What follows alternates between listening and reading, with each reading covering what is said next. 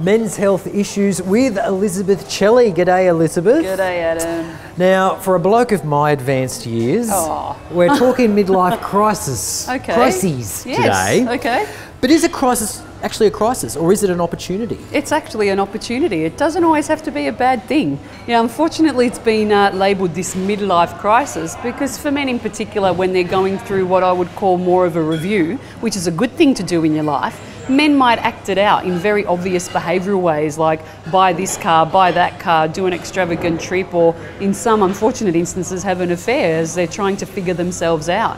And so a midlife review or a life review doesn't have to turn into a crisis, and it's certainly not a bad thing. In fact, it would be a problem if people didn't do a life review and take stock, really take stock on where they've been, what they're doing and where they want to go.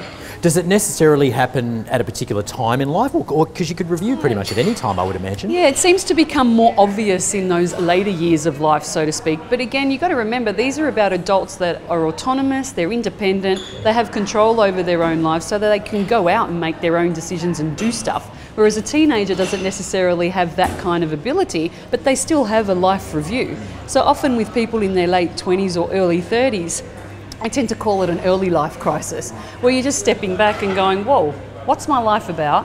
What am I doing right now? And where do I want to go from here on out? And that's a very healthy thing to do. So it's a problem when I've seen people don't do that for themselves and they try and resist it or avoid it, and eventually life's going to catch up with them and say, hey, look at me. I just need you to take stock and review so we can move forward with new energy. If you do find yourself on the end of a midlife crisis, how do you then pick up the pieces and start again, for instance? Well, you start one day at a time and you take stock with where am I at right now, where do I want to be, and then start looking at one or two steps leading you forward into that.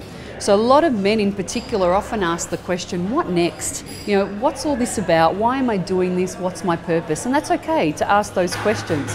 So if you give yourself a little time, whether it be with trusted people or you actually take yourself away for a break for a weekend or for a day or even for a couple of hours, write it all down. Just get it out of your head, jot down some of the initial answers that come to you and take stock of where you're at right now, and then go, okay, where am I dissatisfied? Where am I not feeling fulfilled? And where would I prefer to be? So when you give yourself an A of where I am now and a B of where you'd like to be, it makes the roadmap a lot easier. So when you think about it, we're going to drive somewhere, we want to get to point B, we're going to put in our GPS the destination, but that GPS also needs to know where we're starting from, otherwise how are we going to get there? And it's the same thing when you're doing a midlife review, so then you can prevent the crisis part of it and get the benefits out of a review and live a more fulfilled life. Fantastic. So a crisis isn't necessarily a crisis, it's more an opportunity? It's an opportunity, and a great opportunity to review where you're at in life. It's a human thing, make the most of it. It's very fulfilling. Fantastic, great advice as usual, and I look forward to speaking to you again next week. Thanks a lot, Adam. I look forward to it too.